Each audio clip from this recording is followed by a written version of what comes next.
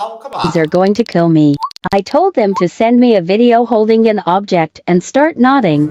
Anything is a dildo when you really put your mind to it. There's no such thing as too large or too sharp.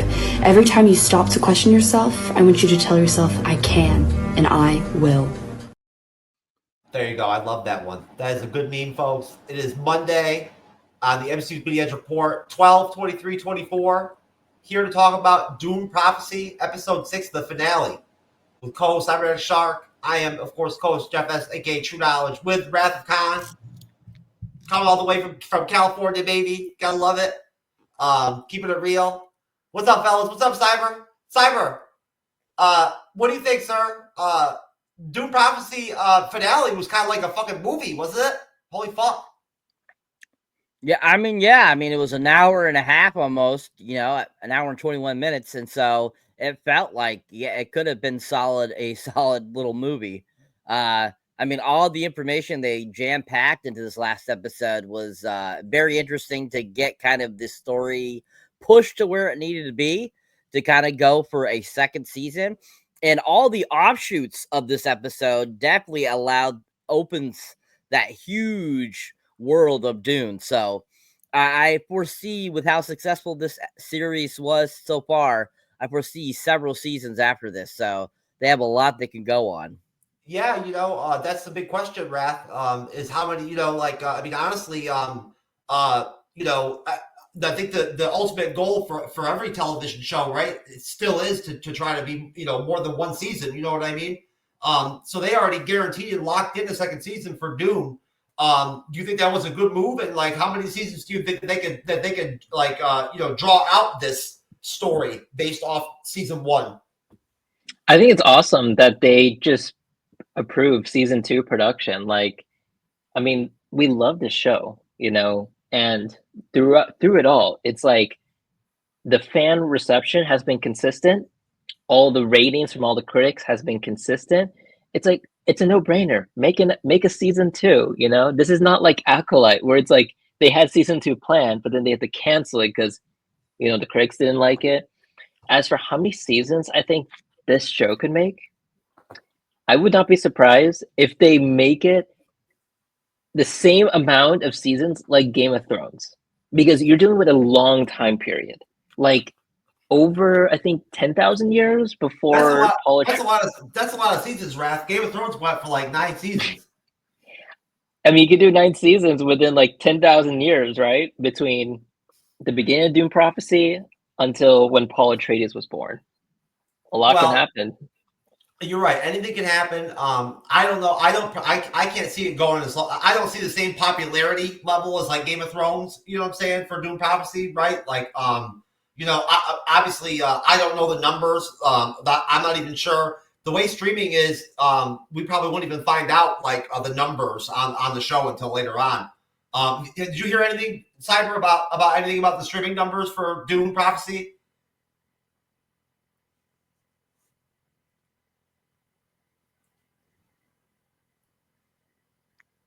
What was it again? Did you hear anything about the ratings or whatever for Dune Prophecy at all? I haven't heard anything. Like overall, how the series is doing, like that kind of thing. Any of the numbers on the. I believe, if I remember, last thing I saw, it certified fresh at like 98 or something like that. So I mean, it's doing really well. Oh, really? Did it go up that high? It was something like that. Oh, okay. Last time I checked. I didn't realize it was that it was being rated that high. I thought that it was actually a little bit lower than that. But either way, 15 million. For what episode? Or in general, what does it say? Or does it say in general? Just average for all the episodes. That's what it says the average is? Mm-hmm. That's why they made the season 2. All right, well, those are pretty solid numbers. I don't know about you guys, but I found the finale a bit confusing at times, a little bit here and there. I mean, this show, there's a lot, been a lot going on in the series this whole time. Cyber, what do you think about now that we've gotten to the finale? What do you think about, I know that, we probably usually get into this at the end of the episode review, But what do you think about, the totality of the season, kind of, I guess you could say, now that we took in the finale? I mean, honestly, the finale I felt wasn't the best of all the whole series so far. I think it was definitely the weakest point, simply for the fact, like what you just said, there was confusing parts at the time, and I think the problem there was that there was just too much information they were pushing into the one episode, hence making it too long. As we mentioned in other series, I've mentioned in the past, I feel like some episodes were too short, some episodes were too long. They should have spread them out further. That's kind of what happened here. They could have totally taken that last episode and kind of made it into two. So really, they could have made 7 episodes if they really wanted to get things across a little more clearer. But like I said, I felt that they were trying to shove too much stuff to get it to the completion point that they wanted to get to go into a second season. So I think at this point, I'm not saying it's horrible, but I just feel that they could have spread it out a little bit more to give it a better cohesive ending for this first season. Other than that, they did a fantastic job overall with the series. It was action-packed. Visuals were amazing. Acting was on point. Writing was done well, and I think that, overall it's a really successful, first season of a great series. Yeah, what do you think, Wrath? I mean, you've reviewed a couple different TV shows with us now, on the Bleeding Edge. So you've started you developed your own kind of barometer and feel for for television and what's good and what's not, and and of course, you got your own personal likes and dislikes as far as what you like and don't like, with TV, just like we do. What was it exactly that you really liked about Dune Prophecy or whatever, that stood out to you? That to where you have the attitude about it that you seem to really like it a lot. Yeah, so it's mainly just the quality of the storytelling. Where it's similar to Shogun, it's just high quality. You understand it well. The story's rich, but also understandable. It's not like Lord of the Rings, where it's rich, but it could get confusing at times, and things sometimes it could get bland. Lots of talking and stuff. Dune is there's some action going on. There's all these surprises. It just keeps you hooked. I will say for the ending, the finale, I was really surprised that they made it really long, because I don't think I've ever seen a finale for a season for any show that's over an hour. It's something that's movie length. I've never seen a season finale like that. And that is what surprised me with Dune Prophecy. But I have to recognize, Dune Prophecy, just watching the whole thing, it's like you're watching the actual Dune movies, but these are the prequels. So they had to make some actual movie type episode at some point. And I like that they put in the end. There was a lot of information in the end too, but I mean, was it I'm still content with the show. I found some of it confusing. Did you find it confusing? Some parts of the finale. We're going to bring it down here in a minute, but I mean, surprisingly, and not much. No, it was easy for me to understand. Surprisingly, yeah. Cyber, what about you? Did you find? I found several of the segments of the finale somewhat confusing as to what exactly was really going on.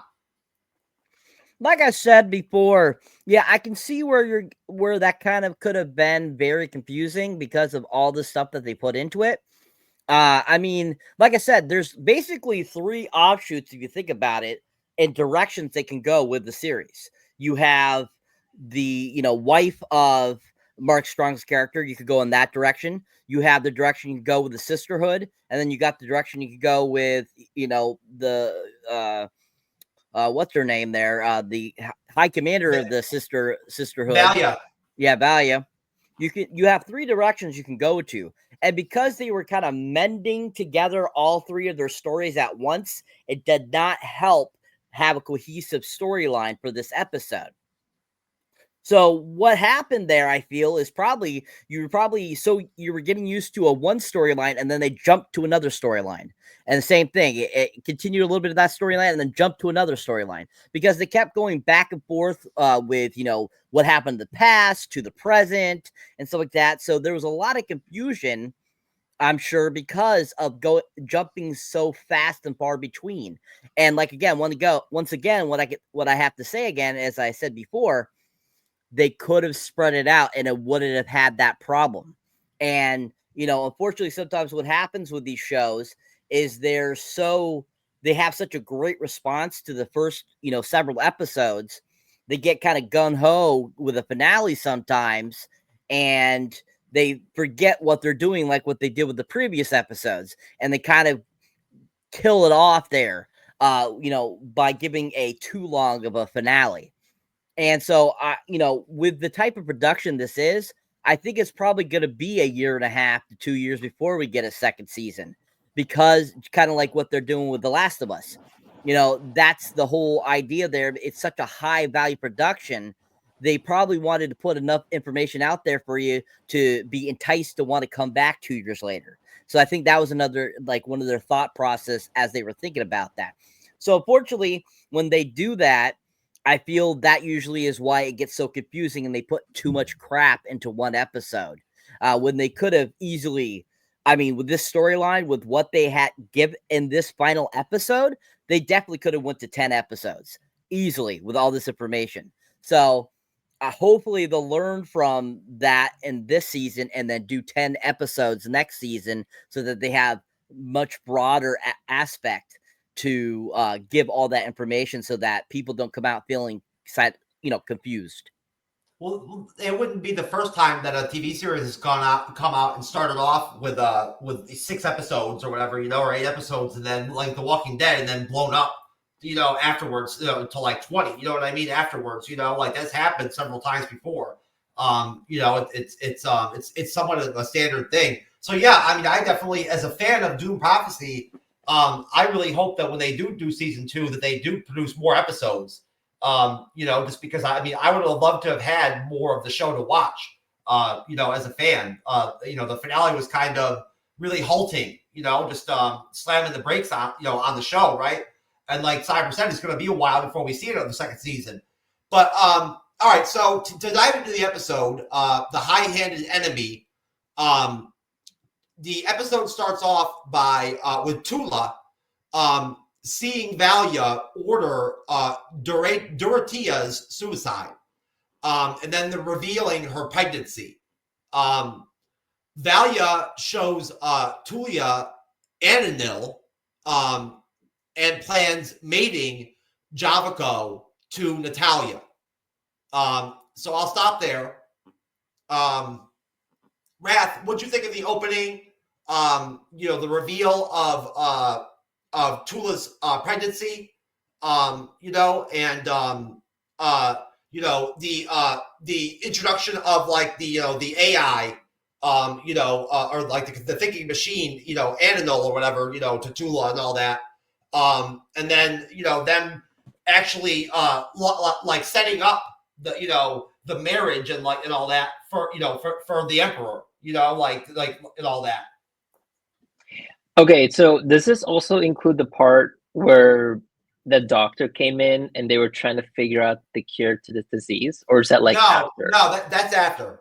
Okay, yeah. So that scene, I'm gonna say, the thing I did not like about that scene is they did not show much implication that the Indian girl would marry Carino, not marry, or like at least conceive the child for Carino.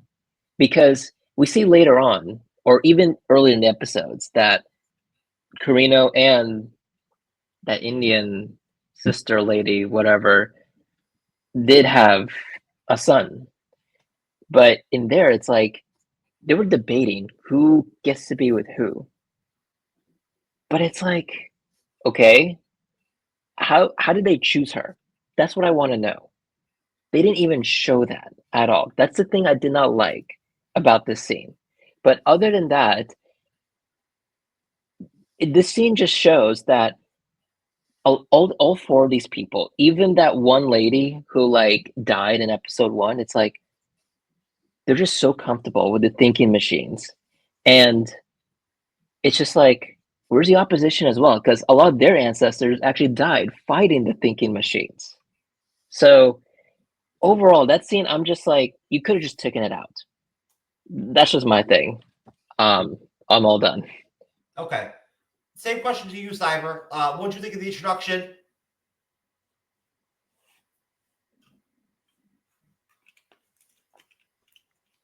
My turn? Yep. Okay. All right.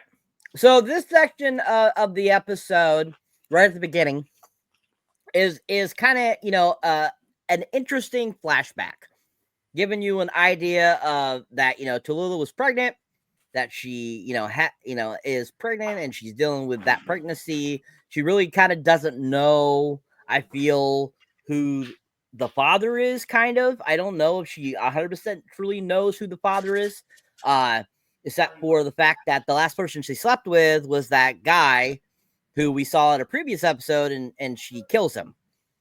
And, so we all know pretty much from that get-go that this child definitely that she has is definitely an Atreides. There's some form of Atreides in this child. And so I feel that this little section kind of gives you kind of a preview of the relationship between Tallulah and her sister, and kind of like where she is at, in this whole situation, finding out she's pregnant and so forth, and realizing that she, do I allow my sister to have this child as well, because she has me already, I'm following her and all this kind of stuff. So I feel that this definitely kind of gives you a preview kind of where it was at when she was pregnant, and kind of give you a back history of kind of what we've seen in previous episodes, her mentioning she had a child, that she lost the child and all this kind of stuff, and giving you the kind of the real story of what happened with Tallulah and being pregnant. So it was a nice little, start off to the episode that gives you, a little bit of that, more of that information about Tallulah, her relationship with sister, and kind of her relationship with children, and why she has such a fascination with them, and kind of why she feels so strongly about that one sister that she, basically that keeping hidden after she supposedly died and all that kind of stuff. So it kind of gave you a thought process of where Tallulah was at and why she thought the way she was. So I thought that it was a really solid kind of beginning that gives us a little bit more of the rich history of the past of, Tallulah and the sisterhood a little bit. Yeah, I like the fact that I like Tula as a character, so I like that they delve more into her backstory and all that. The use of flashbacks was prevalent once again in the finale, as it has been in several of the episodes throughout the series. And they've been pretty well used, I've thought, for the most part. That's a good point you made, Wrath, about the fact that they didn't explain why they decided to make that sister, the Indian looking sister, with the Emperor. You know what I mean? Like, they didn't really explain that at all. Like why they picked her. Out of all people, and was she supposed to have that son? You know what I'm saying? Like, was that planned? You know what I mean? Like, did she have both the children? Were they both? No, only the son. Okay, so the wife is actually the mother of the daughter. Okay, all right. I almost for a minute there I couldn't remember. Okay, so basically, as we pick up, Nazir tells Tula, fear feeds the virus, but dies during, as Wrath referred to already, the analyzation process that they go through, which was very interesting. That whole scene. With their the like layout with the lab they had set up and all that was cool. Natalia meets Inez for trying to free Kieran, and which was like like nobody didn't expect that to happen, right? Like, that was kind of a dead giveaway on that happening. Valia gives Francesca a meticininide, Gam Jabbar, the high-handed enemy, they call it, the blade that to kill Javico. And Javico unsuccessfully tries to send Natalia away, And Jamico begs for Vali's assistance against Desmond. So this is crossing into the confrontation, of Desmond and the Emperor's wife, kind of confronting him, and putting him in his place and all that. What'd you think of that, Cyber? That's a pretty big swath of episode right there for you to delve into.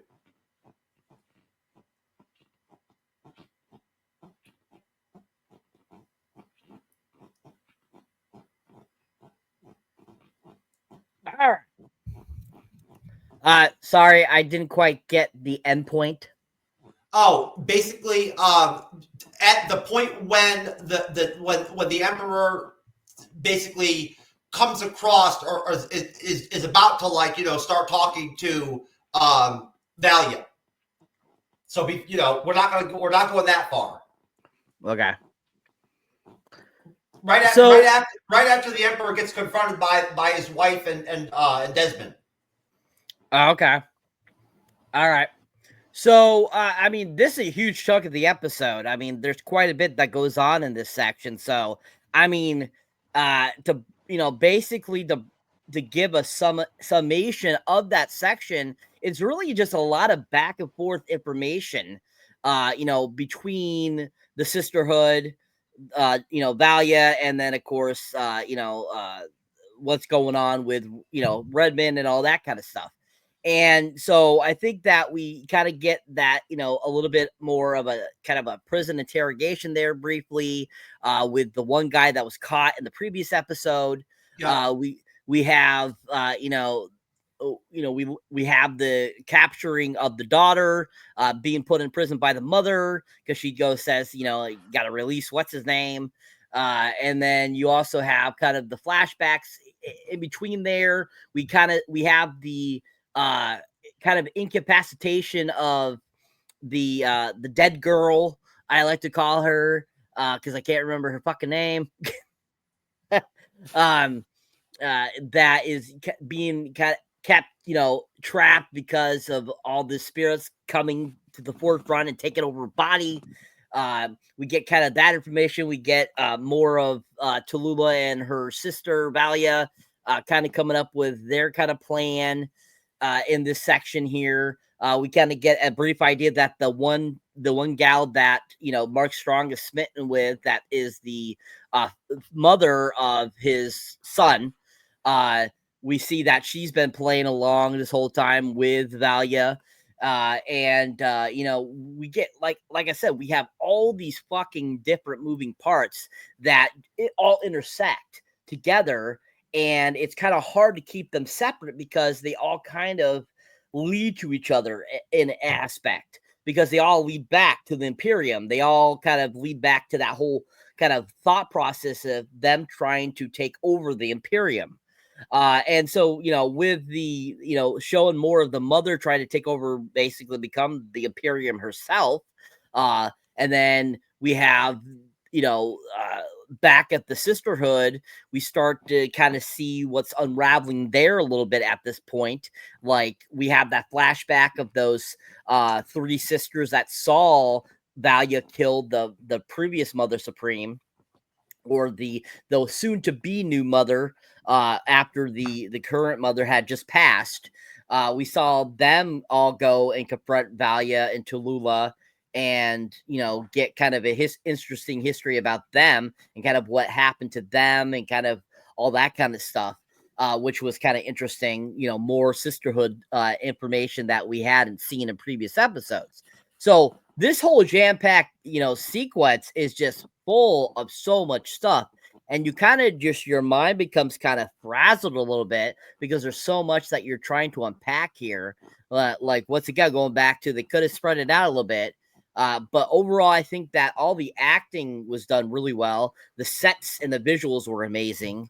And I think definitely we got a lot of interesting little tidbits and information that can be used later on in the further seasons that I'm sure they'll come back to and give us even more information about. So, I mean, a solid chunk, a really good solid portion.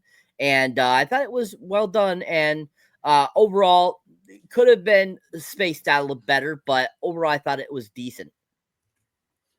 Hey, thank you, Cyber. Thank you for that solid breakdown of that big chunk of episode, because that you filled in some gaps there that the Wikipedia syllabus didn't cover. Andres, what's up, brother? Pretty good. Hello, guys. You all good? You finished the episode and everything? So Yeah. You're all good now? Yeah, I think Cyber hit the nail. Like, they jam pack everything. I was like, what? How long is this episode? It's crazy. Do you watch like 2x speed or something? No, I mean I can use the Speed Force to maybe move it a little faster, but I was not gonna do that. So He watches 3 different TV shows at the same time. he's just jealous that I can do that in my timelines. So I can watch one movie over 1960s, and then I can do it in the 1980s, and then I can watch it in the mid 2000s or 2010. We're in. I'm sorry that I missed you last night for your live stream over on Andre's Pop Culture Guy channel presents, sir. I apologize. Oh no. If you want to make it up another day, I'll do it. I'll come by and do it with you. No worries. No. Hey, it's That's the not pretty- holidays. Look, That's it's not the pretty gay.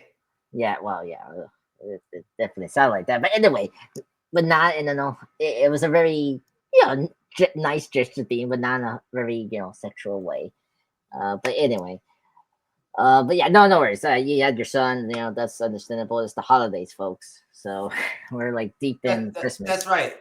Merry Christmas, everybody. So, Andres, where we're at, since you're just coming in, is we were talking about the part of the episode having to do with you could basically start from the beginning since you're coming right in fresh. You could go from the intro all the way up to the scene where Javico is confronted by his wife and Desmond together. Right. Before he goes to see Mother Superior, right? In like the throne room or whatever. Like, I know it's a big swath of episode, but what are your thoughts on the intro up to there? Okay. I thought the intro was very good.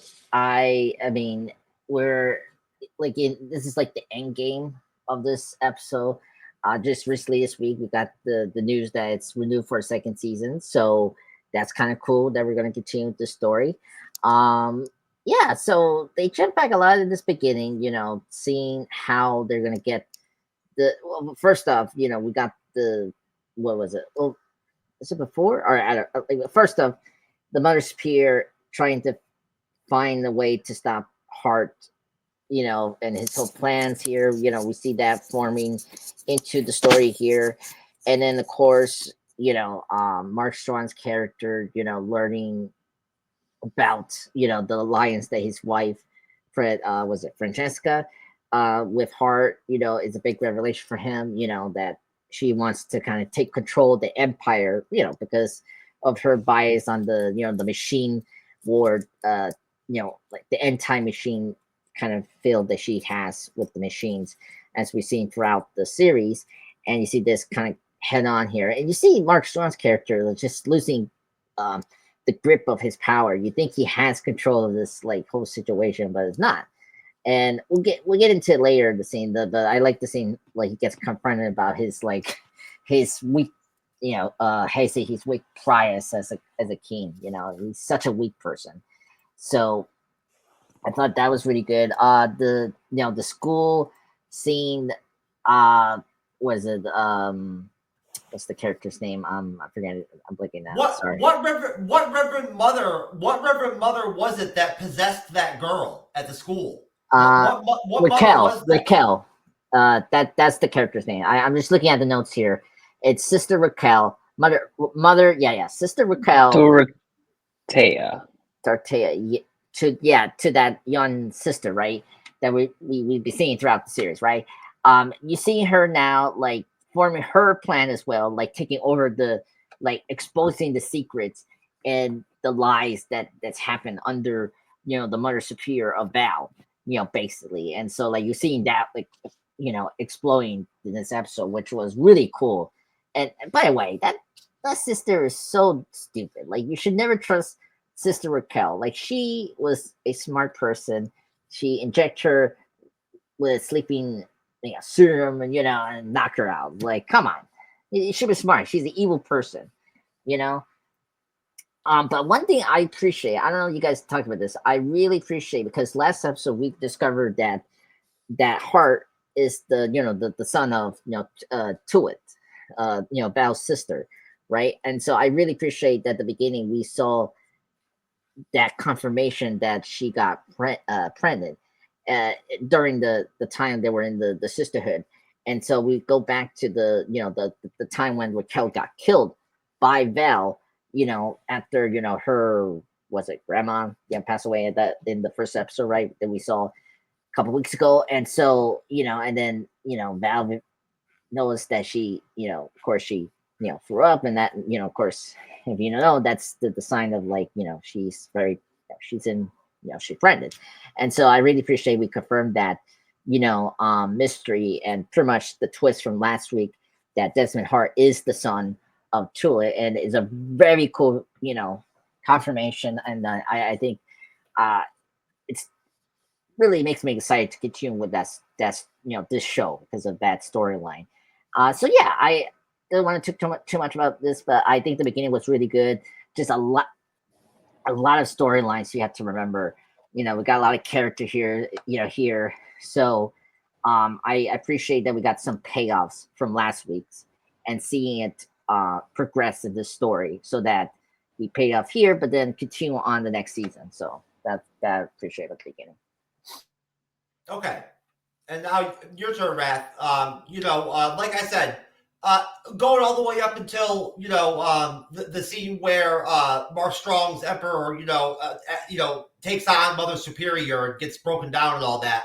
What are your thoughts? Wait, so you said, okay, just to clarify, the end point is right after she destroys him. The final scene that I want you to talk about is the scene where Desmond Hart and the wife confront the Emperor and like take away his power. Oh yes. Okay. So up to then, I think it was the last episode or the episode before where the Queen and Desmond, remember, they were like talking for a bit and then they briefly kissed, and I was like, yeah, that was okay, that's 5. gonna play an important role. And this is the scene where it's like, oh, okay, that's why they have all that stuff. And I was actually surprised that they waited until the end to actually show this. I thought they would like save that stuff for season 2, because that's typically what a lot of these shows do, where you have a lot of these plot lines, a lot of these relationships, a lot of these seeds being planted in season 1, and they usually bear fruit either in season 2, season 3, season 4, so on. But I was surprised they like packed it all in season 1, like as if it's like whatever we plant early, we got to bear fruit in the finale. And that's probably why this episode was like a movie length episode of 1 hour and 20 minutes. And it's weird, that Desmond guy, I always thought he was a very loyal person to the Emperor, even though he might not like that the Emperor's close to the sisterhood and stuff. But I was very surprised to see that he was willing to turn against the Emperor in favor of the Queen. But at the same time, I also understand the Queen's motives, because she was jealous that Francesca came back, aka that Indian sisterhood lady person. Yeah. And I mean, we even saw them. They were in bed. They had the sex. Oh crap! I think I kind of went too far. But even before that, where they're kissing and stuff, they have a relationship. It's like, this is just her revenge, based on my view. This is all revenge, not power, from the Queen's perspective. From Desmond's perspective, we still don't know. And that's what I like about the writers, is what is Desmond's purpose? Like, he seems like so big, so loyal to the king, wanting to protect them, follow every order possible, even though he might be like, an enemy to the rest of the Imperium. But then it's like, you see that the guy that he's been defending for so long, who's got his back for so long, just turns against him. It's like, what is going on? That's the big question. What Yeah. did you think? What did you think of the all the stuff that happened at the school with what's her name waking up and like turning into like Mother Dorothea or whatever, and like all that where she Oh my god. I was surprised. She was like, "Hey, can you loosen my strengths a little bit?" And it's like, how did she get that needle and put the other person like unconscious? Like, how? That's like my big question. Because if you're all tied up, how are you supposed to grab a lot of this stuff, right? You must be some Jedi, and you could just like use the Force to grab that thing. Like, am I right, people? Like, these people are like Jedi or something. You are right. The Bene Gesserit are like Jedi. They are kind of like Jedi. Yeah. Yeah. And then finally that scene. The first scene about you know how they're trying to figure out that virus? So the doctor be like the what do you call it, the test rabbit, the test rat, whatever. I'm like, why do you have to put this like isolation thing? Like that's my big question, because when that other lady in episode 1, what's the purpose? I know, what was going on with all that? That's what I was thinking. Yeah, they're like, oh yeah, it's a viral thing. I'm like, dude, season 1, this one person like got killed from this virus. Everyone else seemed okay from it. How come you're doing this now? Like, I don't know if they end like that. Yeah, I agree, you ref. Is it contagious? It's like if you can be like quarantine, for it to spread the other sisters, right?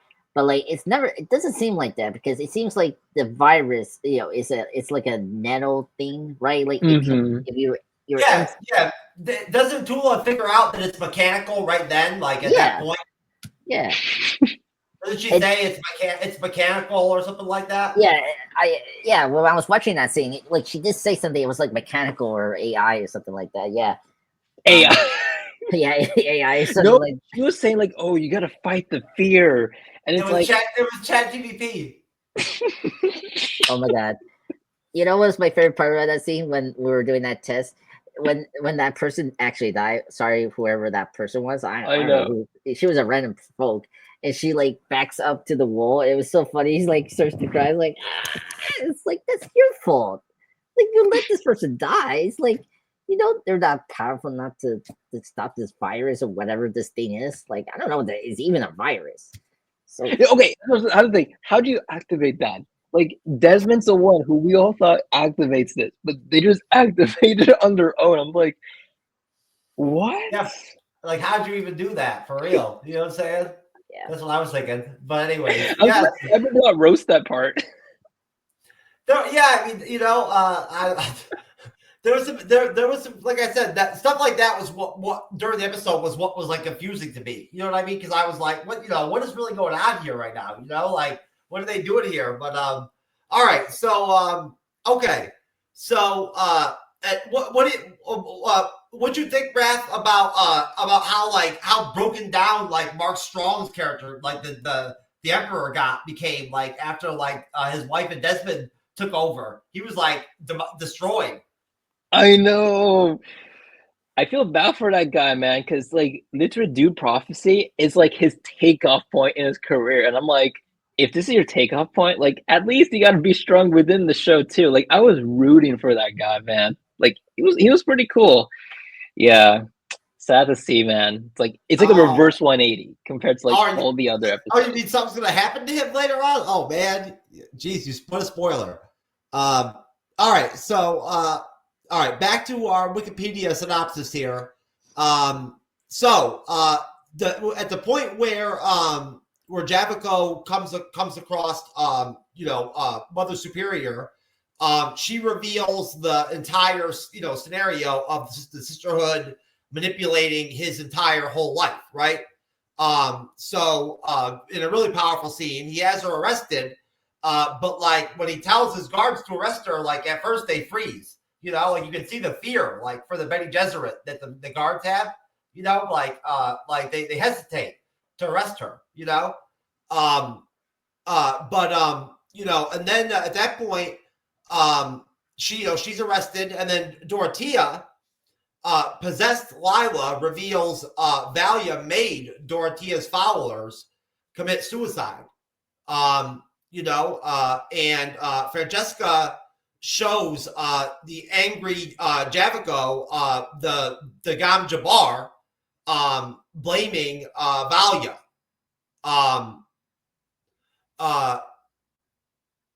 Voice using Valia frees Inez and Kiernan, and they flee. So I'll stop there. I'll go to you, Andres. What are your thoughts on that section right there, where the Mother Superior, breaks down, the Emperor the way she does, and then gets arrested and everything, to follow her plan and all that, and then the stuff with Dortia, possessing Lila, revealing that Valia, made all Dortia's followers commit suicide, and then Francesca, confronting, Javico with the needle. Yeah. Anyway, so this part. What? Hate your app. Anyway. So this beginning part, I really enjoyed. This is actually the highlight of this episode. I really enjoyed it. I thought this was where the pace picked up. It felt like the Italian job meets Dune. That was kind of cool. You were seeing like the Mother Superior and everyone trying to form a plan how to save the princess. So that was really neat and cool. And finally, this shapeshifter sister actually did something useful. It's she was just there, I'm gonna shapeshift to your brother, and you can be comfortable or comfortable. I don't know. Had some bizarre psychological therapy session with this kid. I'm like, what the hell? I'm not on therapy with you. It's so weird, Mother Superior. So the shapeshifter did the X-Men thing where she helped save the princess, and that was kind of cool. And of course, it was cool to see the Mother Superior get arrested by breaking down the Emperor. And as Raph talked about how or I think you, Jeff, brought up the breakdown of the king. He's finally getting the truth about him, that he's a worthless, piece of meat that is being used he's the pawn of the game on the sisterhood, or in general the empire. He's not been running the show. He's just being the image of it, where the real people behind him that's been advising him is the ones that are running the show and running the galaxy. And so that was a great scene. I thought Mark Strong did a really good job of showing this really soft kind of break this break a reality of this king that he thought he was running this huge empire right in the galaxy. And not really. It's just these other people. And I thought that scene was really cool and very tragic for this character. And just setting up the tragedy of this character down the line in this episode. We won't get into it. So that was really neat. And during this episode, we get what else happened in this episode? Hold on, I'm blinking out. What else happened here? There was some sex. What? Really? No. What sex? There was Dorothea, at the school, using Lila, to prove that that all her followers were killed or whatever, Yeah. That we kind of knew that was going to happen, right? That they're gonna Raquel was going to reveal that the lies and all that to the sisterhood at school, right? That made a lot of sense to reveal that to the kids, because that's the whole point of that character. The character was never she wanted to move away what her godmother was trying to do, which Val wanted to follow. She didn't agree on that. She wanted to move away and move a new future for the sisterhood, but unfortunately, she got killed to prevent the the DNA matrix, whatever, all that. So yeah, that's what happened. And then I was thinking about what was the other thing that happened here. So I thought this section was really good. I thought the pacing was well done. I felt that I felt this was more intense. Despite how much we're packing in, I appreciate there was a lot of intensity, at least a lot of action that we got in this episode, because you need that to balance this exposition stuff to set up season 2. So I appreciate this like very like heisty of trying to rescue the princess. So I think this section was the highlight for me. And like, and by the way, the production sign, I don't know, everyone had brought that up. Very good, like very huge scale. I've been enjoying that. This show has been very consistent about the style. The music has been very good. So I think this section is where I really came alive during this part of the episode. Mamma mia. Wrath, your turn, buddy. What do you think? What are your thoughts on that section? Andreas, what's with you, man? What's with you? What's with you? Don't become Jeff, Raph, my boy. Dude, Mamma mia is What's that? appropriate. Oh, What's that mean? Nothing. It's a beautiful gesture that he's becoming like you, as this young, handsome. thanks. Andres, you look guy. Italian with that hat. Thank you. You know, well, no, you saw me in my blue hat. Never mind. Just go. What are you gonna say, Raph? Okay, I'm gonna say first, that felt so quick how the princess went from like running away, trying to free the sword master, to like suddenly being broken out by Mother Superior, aka Valia. Like that felt a little too quick to me. And I wish they like separated it, because it's just like, I get you want to accelerate things, but I think a lot of these other scenes, they could have just put that within this time period. Like how I mean, I'm not going to mention the future scenes, but anyways, that's just that. That's my only critique with the whole like heist thing scene. Now, when it came to the truth, when they showed how like almost everyone except that old lady among like, you know, in the flashbacks, they like kill themselves, I was like shocked. Okay, like that scene was just so disturbing. And the thing I like about the scene is it really added blood to Francesca and that sister who died in episode 1. Because if you think about it, the whole series, we always thought Valia and Tula did all the dirty work, from even back when they're young all the way until they're old. And the other two, they just did the bidding, but they didn't do like any like dirty stuff, right? But that scene just showed like these people are dirty. Like they even participated. They even used their special powers. They're like, tell me the truth. And then most of them are just like, you know, killing themselves. I'm just like, okay, yeah, these people, I do not feel bad if like Desmond did anything to them. Like I used to feel bad for them before, but not anymore. And I also liked that scene also showed how that other lady who we keep seeing with Tula a lot, that old lady, how she came into the picture. That's what I really liked about that scene, even though it was pretty disturbing.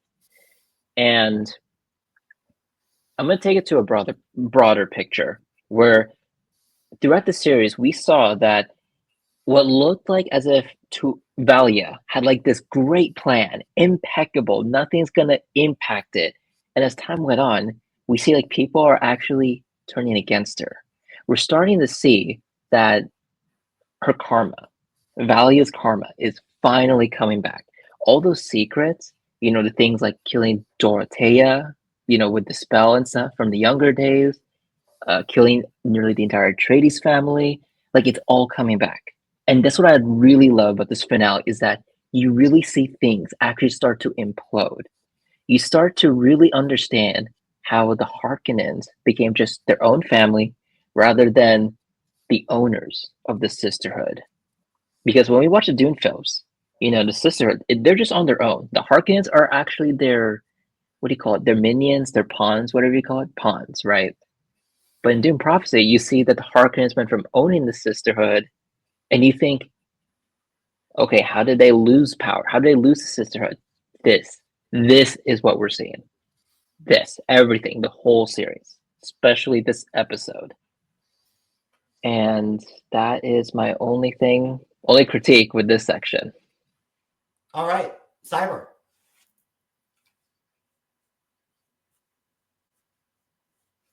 Refresh me where we are.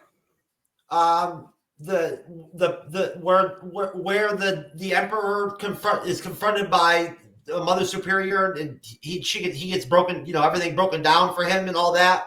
Dorothea possessing Lila, revealing, that Valia made Dorothea's followers commit suicide, and all that. And then Francesca showing Javico the poisoned needle blade, Okay.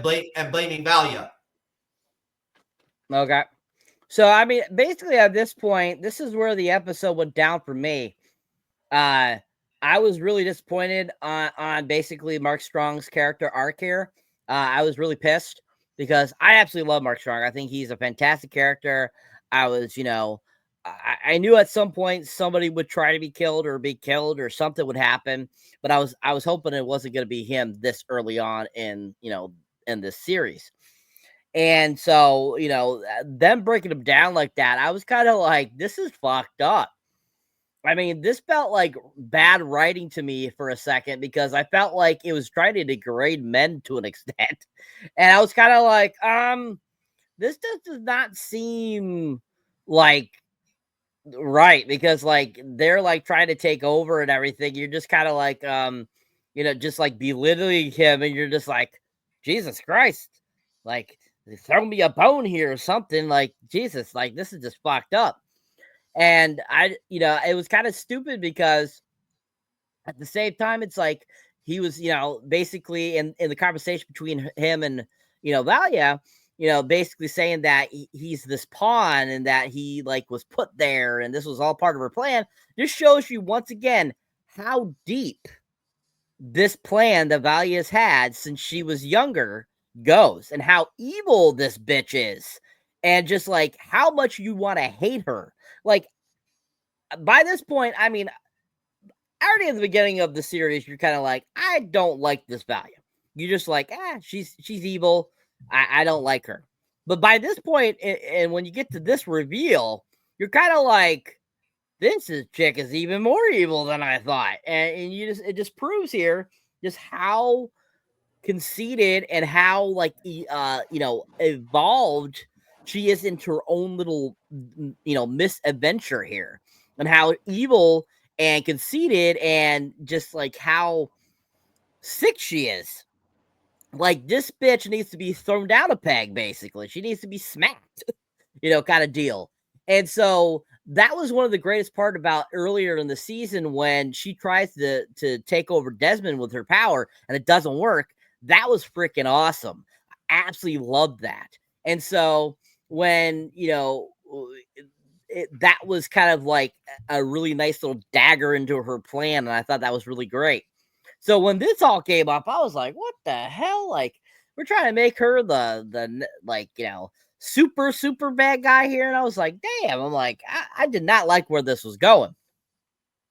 And so then, we get more proof that, the son's mother was a part of it. Her revealing the poison dagger to Mark Strong. I was like, what the hell? Like, what stupidity is this? Like, you're already a part of it. He knows that you're a part of it. And then what are you trying to do here? You trying to make it worse for him? Like, he's already at a point where he's like, I just want to die, basically, And you're just kind of like, let's push this needle in even deeper. And like the whole Desmond and his wife thing going on there, it was really interesting as well. Like her using him and like trying to want to take over and stuff like that is perfect Dune history in the making. Because if you think about it, as it's been mentioned, throughout the Dune history, there's always somebody trying to take over from somebody else. But if you notice, I notice in this it's a lot more women in this series versus what I've seen in the films. I'm not sure how that correlates to books because I have not read the books, but definitely this is like a huge women onslaught going after these people to be number one. And so, if you are, familiar with that in reality, sometimes that could go really haywire and can be a little aggressive compared to, if it was a man trying to take over. So I felt that was definitely going towards that direction with what was going on here. And just seeing like the wife want to take over him and the mistress and the daughter and all this stuff. Like, it just like was like a very overwhelming amount of just craziness going on here with what was going on. So I mean, you got this section that just is totally kills off Mark Strong's character. Really, it just like pounds him down into the ground. And then you have kind of these other little offshoots throughout this portion of them still making more plans. You're like, okay, you already have a plan going on. Stick with that plan. Why you need other fucking plans? Like, this is just too much. So I definitely thought this is where the episode kind of went downhill, started getting really in the confusion sector of the storylines. And, I still think, Desmond is a great character. I think that whole deal that he has is very interesting, as we'll get into a little bit later. But at the same time, this section is just a real downer, I feel, and just does not help the episode, I feel. So I thought this was the weakest portion of the episode. Okay. So voice using Valia frees Inez and Kiernan. They flee. Theodosia poses as Inez, then a guard, stabbing Desmond. Javico threatens Francesca, but despairing, stabs himself. Natalia stabs Francesca with the needle, the Gam Jabbar, the poison needle.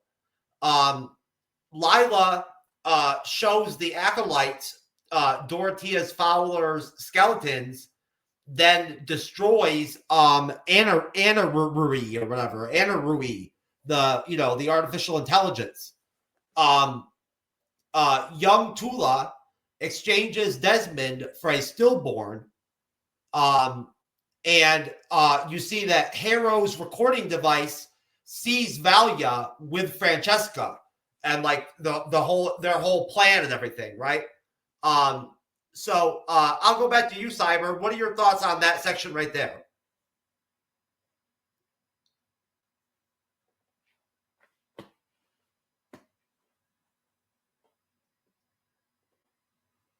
Back to me. Yep. Where we go to this time? Up till the point when Harrow, the brother, uses his recording device and sees Valia with Francesca and like them their whole plan and everything together, up to that point. Okay. That scene was really cool. I like that scene because that recording device he had was really cool. Like it being a part of the wall that it was able to do that and then turn into that orb and he could watch it as the orb. That was freaking cool. And that was really great special effects there. I definitely liked that sequence there. But for the most part, rest of this section, once again, it just gets crappier and crappier, I felt. And just did not sit well with me. And I thought it could have just been spread out more to understand it better. I'm not saying I didn't understand it, but at the same time, like I've said before, there's just so much information going into this episode that they could have spread it out. And, that's where I feel like this portion of the, episode, pretty much the whole latter half of the episode could have been put into another episode and expanded on. And so I think that, this section here, just after coming off of the section prior to that, you're already kind of in a downward spiral with all the characters at this point. And so unfortunately, this portion does not help it at all. And, I think that overall, it's okay. Nothing really pops out at me that is anything really great or anything that really adds to the episode. And, I think at this portion, leading up to where we're the end point was this the part, this is also where we kind of get the reveal, where a little bit more about the sisterhood's past at that point. And that kind of was interesting. But other than that, I thought that, the rest of it and the kind of the culmination of this section just was nothing that really called to me and made the episode any better. This definitely, I feel like this portion and the last portion definitely felt to me like the actual filler finally for the season, and didn't feel like it was cohesively put together properly. And as I mentioned earlier too, you know, like I said, spreading it out once again, I'm going to keep saying spreading this out. It could have been better if they had expanded the episodes to more episodes for the season. I know this, sometimes they do this to get a series off, but I think it could have done them better if they had spread it out a little longer. But overall, this section, nothing to call home about. Yeah, I agree with you that some of that stuff was like fillerish. Like myself, I thought that too. What do you think, Wrath? So, if I recall, we were discussing. We're Wait, talking what was about this? we're talking about the part of the episode where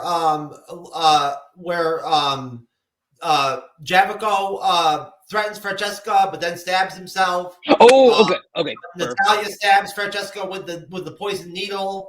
Lila shows the acolytes. No, Valia didn't stab. No, not Valia. I didn't say that. The queen. Natalia stabs Francesca. Okay. Yeah, with the needle. And then Lila shows the acolytes Dorothea's followers, skeletons, and then destroys the AI and Nui or whatever. And we see the scene where young Tula exchanges Desmond for the stillborn baby. And then Harrow, the brother, has the recording device and sees Valia with Francesca. Okay, I'm going to first start off with the one where Valia's brother got that orb recording. Two things you need to note. I mean, Cyber explained it phenomenally, but I'll add these two other things. Firstly, the thing that device that he uses to grab the orb, or I think even the orb itself, you know, they came from Desmond from like that time when he met with him, like a few episodes back. So that's one thing. The second thing is he was grinning, he was smiling as he was watching the recording. The big question is why? What does the brother have planned against Valia? You know? Because, I mean, I don't think Valia even knew that they were being watched. So there is something that the brother's doing that we could see in season 2 that could be also why or how Valia loses the sisterhood. And then as we go back to the part where Mark Strong does his Romeo and Juliet thing, you know, that whole murder-suicide thing. So the thing is, with that scene, I mean, I'm like Cyber too. I was heartbroken by it. Like, Mark Strong guy, pretty cool. I mean, he's like one of the coolest guys in the entire series. And the thing that I find Shakespearean about it is he's like, if you think you have control over this or something like that, then I have control over this. And he stabs himself. And I'm like, what? The result is literally what the sisterhood cares more about than how you get there. So if anything, it's like, what the F? What the F? I mean, it's a big facepalm. I think it's the biggest facepalm moment of the entire series. So that is that. But I did like how Francesca actually shows, like, this is Valia's plan. Like, she was willing to, like, throw away the sister, throw away everything for Mark. I mean, that's what I liked about this scene, because, you know, we love this guy.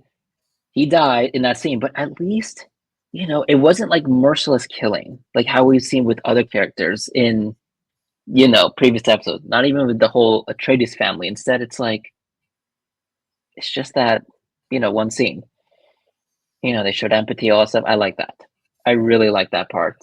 But I did not expect the queen would just be there and just like use the needle and just boop, she's dead. Well, it was really humiliating for him when he realized that he couldn't hurt the sister chick. You know what I'm saying? Because he was imprinted by her or whatever. You know, he couldn't hurt her. Wait, imprinted? No. Yeah, he was imprinted by her. They call Wait, it. What does imprinted mean? it's that effect that they're able to the sisters are able to like have with men that they have relationships with. They imprint them, and like by imprinting him, she said, "You can't hurt me with that knife."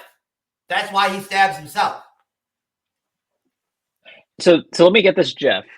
You're telling me she's immune to any attacks he does to her? Yeah. That's what she said to him.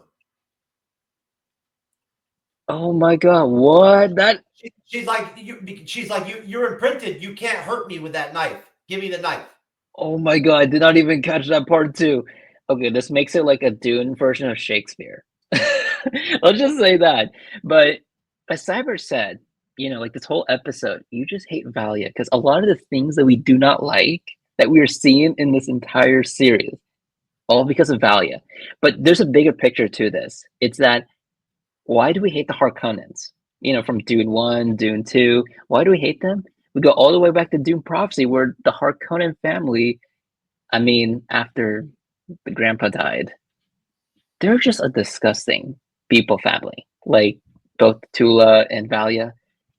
And you look at the Harkonnens in like the Paul Atreides era, it's like, yeah, they are disgusting people. You guys probably saw in the comments where it's like, remember how back in Dune 1, it's like the Harkonnens literally staged that like surprise attack on Arrakis against the Atreides, and I'm like so disgusted by it.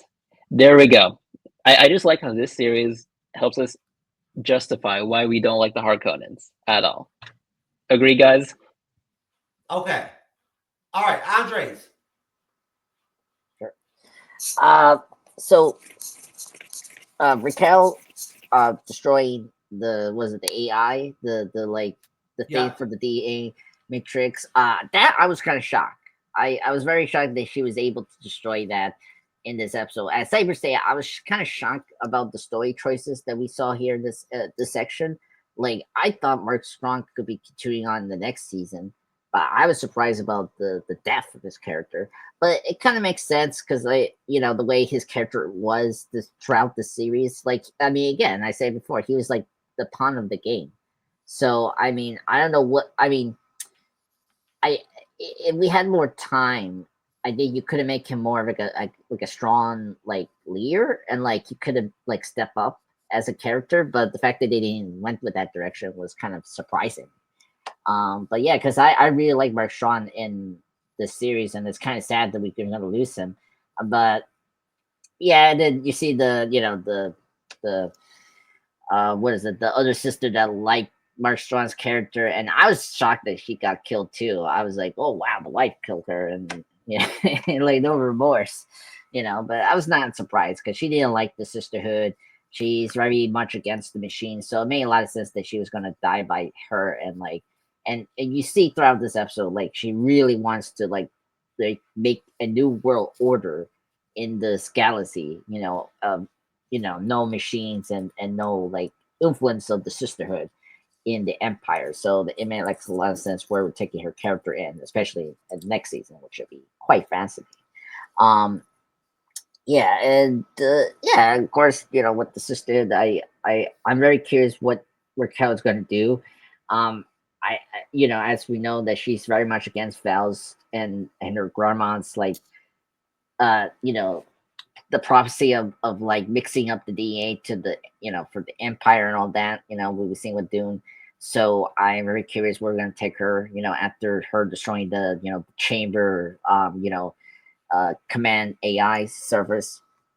So I thought this session was very good. And then of course getting back to the was it the nephew, right? Or the cousin of the Harkonnen, like him, I was wondering what was that about. You mean the brother? The brother? Wait, you're talking about the flashback? No, not the flashback. I'm talking about the brother or whatever with the recording device. The recording device. That's what I'm talking about. I'm that part. You mean at the snow? Yeah. No. I'm talking about the one where the nephew is coming back from the Harkonnen household, and then because he gets the oh, that's the brother. No, he's a nephew. He's not the brother. The nephew, dude. Raph. Yes, that's the nephew. That's not Valia's brother. No. Remember, Val's brother died many years ago. So you're thinking about the flashback later on in the episode, which we're not there yet. So yeah. That's what I'm talking about this section here. Anyway, like I was wondering where we were gonna get that payoff. Again, so many characters here to remember. So I was curious about that, and because I kind of feel like he has his own agenda, and like he does want to like restore the Harkonnen household's reputation. And despite Val's best intentions for him, he has something that uh you know wants to prove himself by without her her making the decisions for him. So it makes sense that he's going to betray her and like give the recording maybe to Hart. Maybe we'll see. I mean, it's a little too late because like the plan is already done. So like I don't know why he needed the recording or something like that. So that's kind of weird. Like why we needed that scene. Like the fact that half the plan, like the whole thing was already done. So, but yeah, so kind of curious what we're gonna do with that character in next season and whatnot. So I felt that scene was very weird. About Mamma mia. Yes, I forgive you, Raph. I forgive you.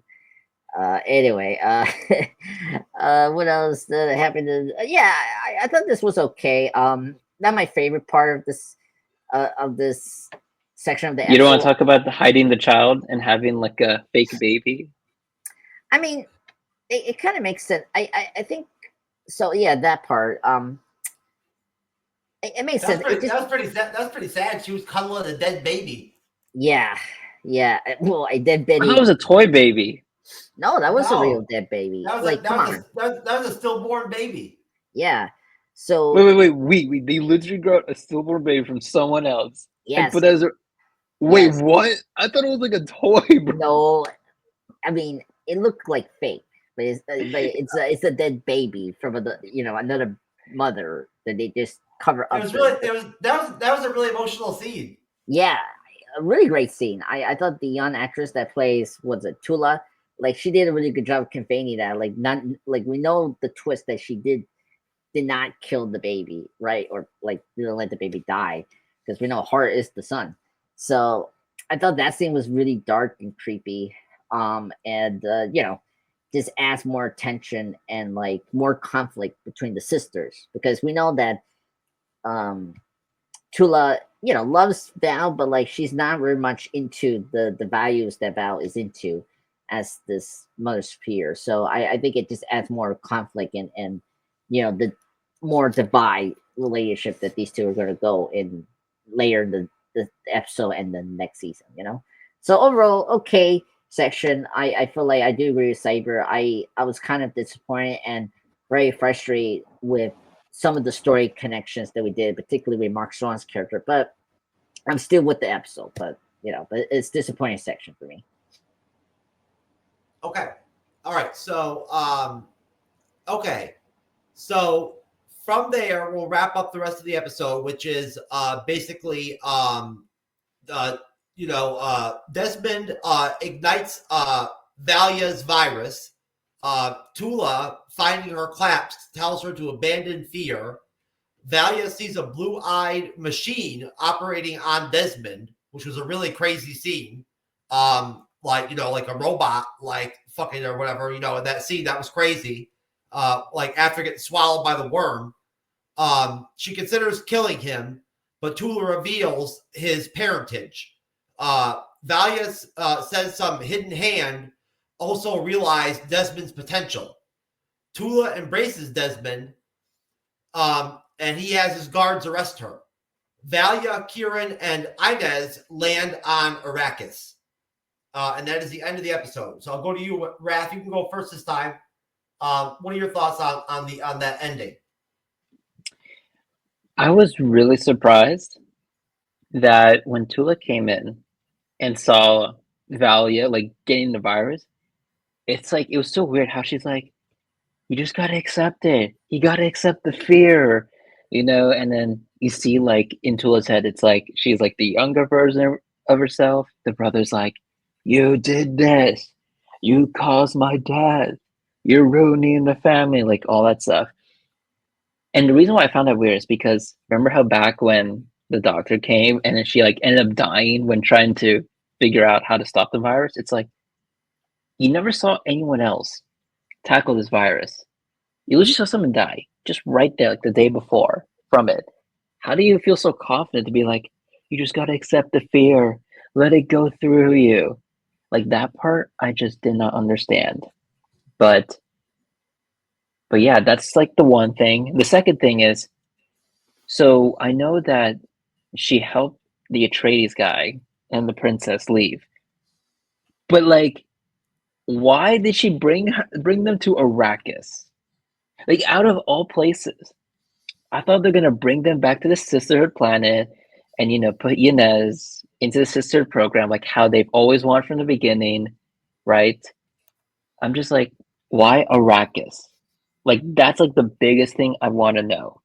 Why Arrakis? And then the third thing is, I know that the series, at least like with future seasons, they're supposed to show how did the Atreides come to power. How do the Atreides become big and stuff. That is something I'm also curious to learn about, because you're going all the way to Arrakis, not like some other planet where the Atreides probably dominates. It's like, what's the direction? How are we supposed to know how the Atreides end up being this like OG clan? That's all I'm thinking. That's all.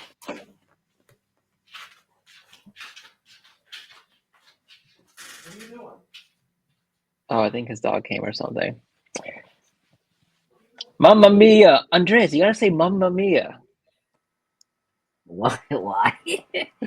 Oh my You god. look Italian, man. You just take advantage of it. Be like, I'm Oh my Italian. Oh my god. Like, Fuck you, Steve from Bumble. Fuck you. dude, are you doing this, Cyber?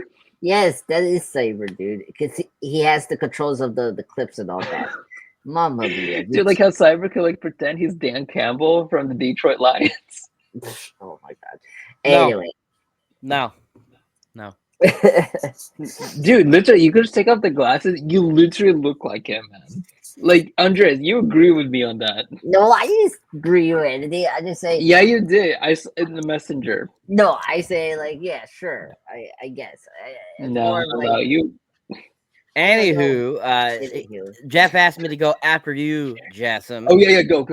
So my conclusion on the basically the finale part of the episode and the finale, I think that once again, like I said, I just thought that the whole pretty much the last like 20 minutes of the episode, it just fell off for me because a lot of crap happened that I think was just stupid. And Tulua and Desmond coming together, and he having her arrested cracked me up. And it's still that programming for the machine. I mean, don't get me wrong, I thought the machine like putting the stuff into his eye was really fucking cool. That was really awesome, and that was visually really cool. I mean, showing his eye pulled out of his eye socket was like really fucking awesome. I love that. I thought that was really done well. But knowing that Valia basically is continuing her quest just irritates me. And I can't stand that she like basically kind of won in this first season. And so it's kind of like god damn it. And then, like I said before, having all these offshoots, like I said, we have what Valia's going on to, what we have Mark Strong's wife doing with Desmond, and then we have, of course, what's happening in the Sisterhood with the dead girl that has come back as the previous supposed to be Mother Supreme, taking over her body. So we have these three different conflicting storylines that they could go anywhere with in the next season, or they could even do offshoots of each of them in their own series if they wanted to, basically, because there's so much information that they could go with. But overall, I think that the conclusion of the episode is just really lackluster and not very fun. I mean, don't get me wrong, that ship coming out of that black hole was fucking super cool, and the visuals are done so well there. But that's a ship, not a black hole. The ship was coming out of a black hole, Jassim. The ship is a black hole, bro. No, it can't be a black hole. Anywho, that coming out of that, wherever it was coming out of, was fucking cool. And it landing on the fucking planet was cool. And so going back to Arrakis, like, Jason was saying, yeah, that was kind of interesting that she decided to go there. But at the same time, I think the reason why she went there is because, if you remember, in the films, Arrakis is a very big portion of those films. So getting Arrakis in there and kind of making it a prime area for the Harkonnens, is kind of a key to the future of the Dune legacy, or Dune's, storyline. So I can see why they went there. But overall, like I said, I think the whole goddamn ending was very lackluster and just did not do anything for me. When Vali was being taken over by the virus, that was fucking cool. I was hoping that he would kill her, just like the others did, but she somehow survived it with the help of Tula. And, these fucking sisters are once again top commanders, as they want to be called. And I didn't care for that. I just did not want to see them succeed as they are. But at the same time, I understand that, the Harkonnens, as we have seen in the first two Dune films from, Denis Villeneuve, or even the original Dune film from '84, or if you've read the books, we all know the Harkonnens become a big power in the Dune universe. So that is essential for them to be moving on that direction. Hence, Valia and Tula, having to be Harkonnens themselves, need to press on. So unfortunately, you have that horrible, having them have to make it this far and to continue to proceed on to continue that storyline sucks. But at the same time, you're still rooting for these other people, and the Imperium and all this stuff, and want them to see them win too as well, because this is such a great universe, and you've come to be loving and interested in these characters as we've seen them come along. And as Andreas had mentioned about Mark Strong's character, seeing him not make it to the second season sucks. That really does. So it's kind of unfortunate turn of the events, but it has to go on that way, because in order for the storyline to continue, you have to have those characters move on, because they're a part of the later storyline.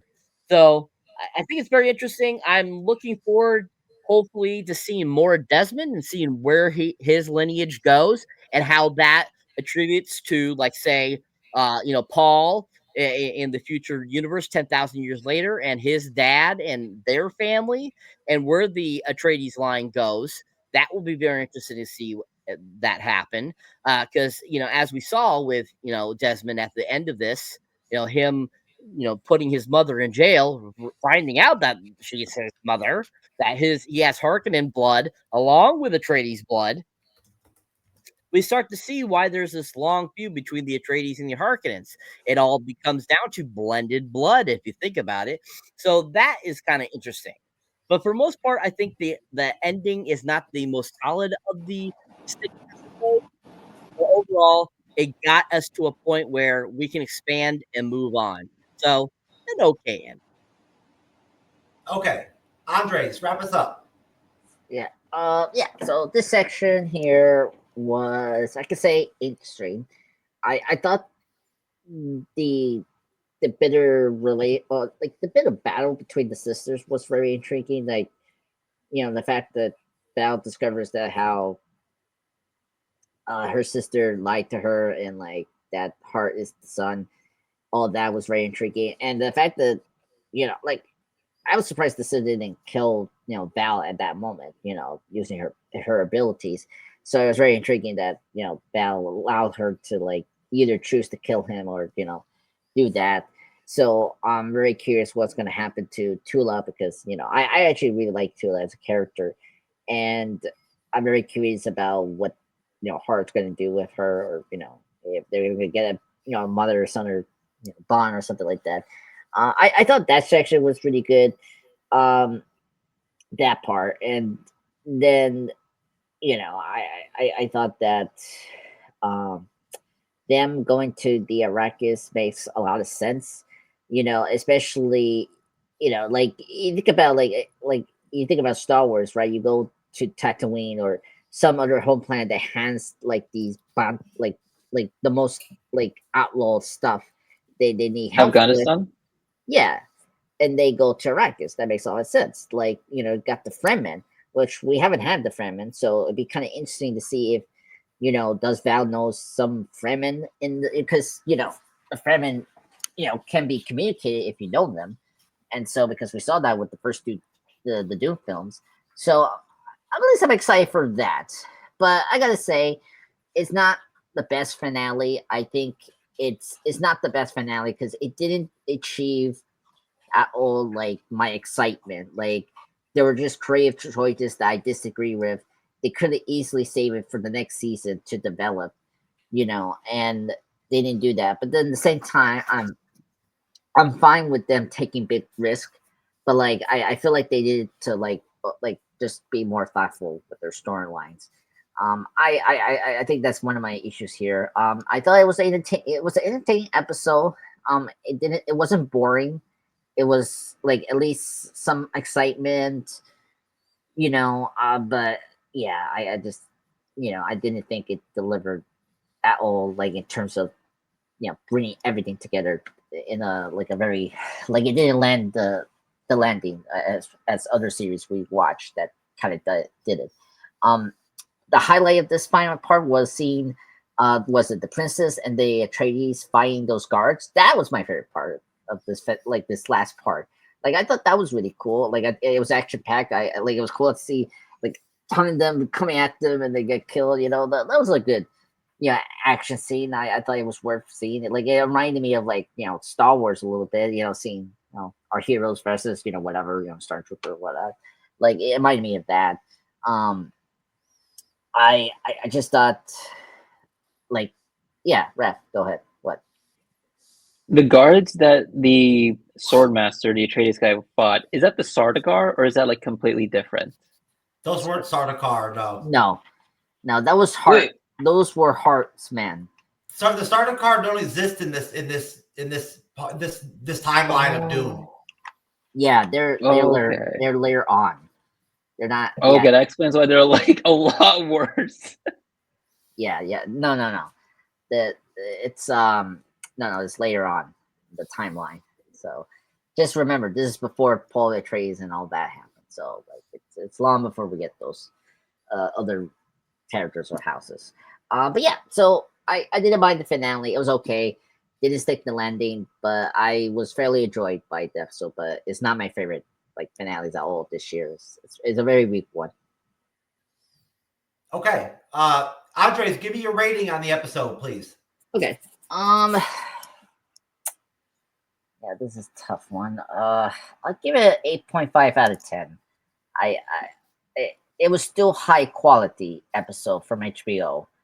I just think there was just too much storylines in this episode. I think they could have easily leave some for the next season, and I think this could have been a more tightly written finale that just focused on the main focus storylines that like I care more about, like just the Emperor and the Mother Val saving the princess. I think that could have been the good finale. Like we don't need going back and forth about the sisterhood and, you know, the Raquel thing. It's like it's so like convoluted. It's like it's so stupid they kept her alive. I was like, come on, whatever. So 8.5 out of 10. Yeah, I agree with you. That side story with the sisterhood at the home base or whatever, with like all that with like Mother Teresa or whatever. Yeah, that could have been left. Like that was a little bit like fillerish. I'll give it an 8 because there was some filler. There was like some fillerish moments in the episode, I thought. You know, like Cyber said, and you know, I didn't really like the whole scene where Valia fought the virus and all that shit, and like had the flashbacks and all that stuff. Other than the robot scene with the fucking eye, what was fucking awesome. Like Cyber said, that was really fucking dope. That was awesome. What'd you think, Wrath? What's your rating for the episode? Sometimes it may be good, sometimes it may be shit. There you go. What's your rating, Wrath? I mean, yeah, like 8 out of 10, you know, maybe 8.5 because it was still high quality. I was still engaged. And you just learned so much. And a lot of these questions you have from the beginning of the season, like they just finally got answered to the end. Especially that one scene, you know, where like you learn how Desmond has like that superpower and stuff. I mean, I just love the whole series, you know? And the season finale itself, you know, I could even give it a 9 if I wanted to. But I mean, you guys bring up great points. I thought it through. 8.5. Cyber, what's your rating?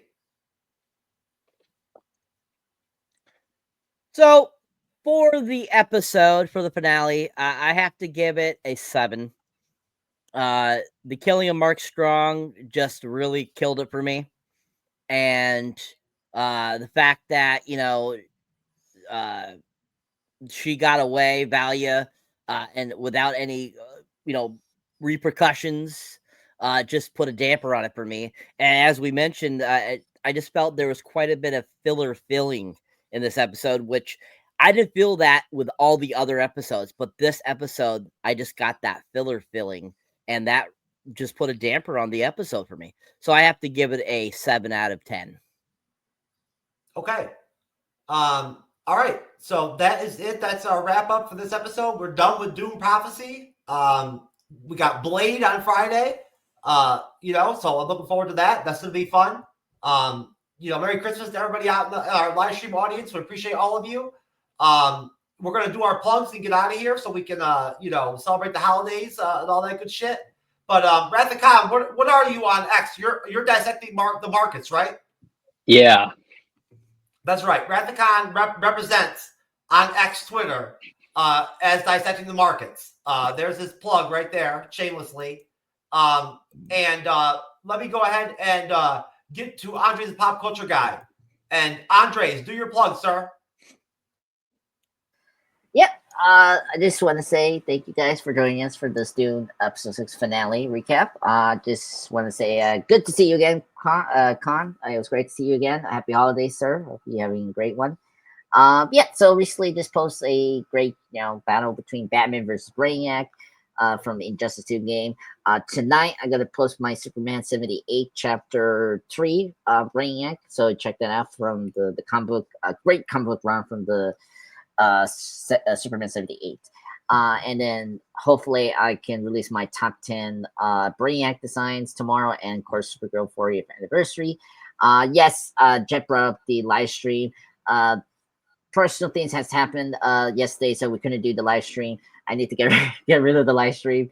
But I'm gonna wait until January comes up. We're gonna start a new, it's almost over 2024. So, the next live stream will be in 2025, fresh and exciting stuff to do.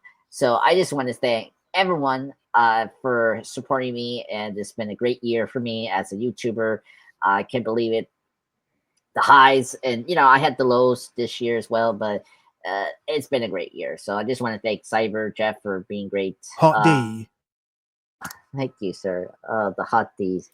The great, I guess, guidance and ridiculousness that we had done in 2024 that I will never forget. So I'm excited to see you guys in Blade. Blade is a badass motherfucking movie. Up the scale. What do you call it? The skate uphill, whatever he calls it in that movie. So please join us on Friday for Blade, the 1998 film. You're right, Andre. 2024 was a quick but interesting year. We covered a lot of interesting shit together. I had a good time making content with you in 2024, brother. Yep. Thank you. No, Likewise, everyone. Con. Yep. Most definitely, Wrath. Wrath, you got to come back for What If season 3 too. We're starting next Monday. So we're going to talk about what if Mark Strong survived? No, it's Marvel What If. You remember Marvel What If? You did season 2 with us. Oh yeah, I know, yeah. Cyber plugs. Hey, folks! If you enjoy me here on the podcast as a on the panel or as a moderator, you can check out my solo content. You'll find me under Cyberneticshark. Find me on pretty much any of the social media platforms: X, TikTok, Facebook, Instagram, Threads, Patreon, all that kind of good stuff. As you can see, still Wicked is my most recent review. due to unforeseen, illness and stuff like that, unfortunately I haven't gotten anything up. Will be in the next few days, though. I'll be having my Kraven the Hunter review up and some more shorts for you guys. I haven't had a chance to go see anything new recently, so waiting to do that too as well to give you more content. But I will have more content up for you guys soon. If you haven't seen my Kraven the mini review, definitely check that out. Fantastic film. If you have not seen it, definitely check it out. Definitely have a whole bunch of movies to catch up on. I mean, over the last 2 weeks, we've had the Mufasa the Lion King come out, Sonic 3. Yep. We had Gladiator 2. We have, so many different things that have come out in the last couple weeks. So we got to get out there and get going. So lots of more coming for you guys in the next couple weeks. Definitely more stuff coming in the new year. And, we'll definitely be doing some new things on the channel. Maybe a first live stream for the Cyberneticshark channel. And definitely keep your eyes up for that kind of stuff, people. And keep on supporting me and Mr. Andres. Keep on supporting the MCU'S Bleeding Edge. Thank you for rocking out, watching us, and subscribing to us. If you haven't subscribed, definitely subscribe to the MCU'S Bleeding Edge. We love it when you do, and so that you can know when our newest reviews are coming up and are playing. So we appreciate it, guys, and we'll see you next Monday. Like we said, talking about, What If Season 3, and then also this upcoming Friday, we got Blade, as Mr. Andreas said. I don't know what he was trying to say. I think he was trying to say sexy or something. I don't know. I mean, upstate of this hill, whatever Blade say. Okay, sir. I don't know Mamma what he's trying mia. to say still, but he definitely is using his Italian brain tonight. But anyways, be here Friday to check us out for Blade, and we're looking forward to talking about it for you guys. So have you guys rocking, and we'll catch you next time. There you go. Yeah, Cyber, it was a great 2024 with you, brother. Wrath, you did a lot of great shows with you, brother. Enjoyed doing Shogun with you. It was a blast, right? We did Fallout. That was pretty solid. That was pretty good. Michael B. I enjoyed Jordan. that. Michael B. Jordan. Yeah. Michael B. Jordan. Right. Yeah. Hey, Yabushigi's bulge. Season 2 of Fallout is filming. Yeah, Mushiki's bulge. That's right. We had some good times. Sarin and slipped on rope. Kim with the slipping on the rope. That was definitely fucking fun. That was interesting. But Merry Christmas, everybody. Happy New Year, everyone. We'll see you on Friday for Blade. Peace. Peace.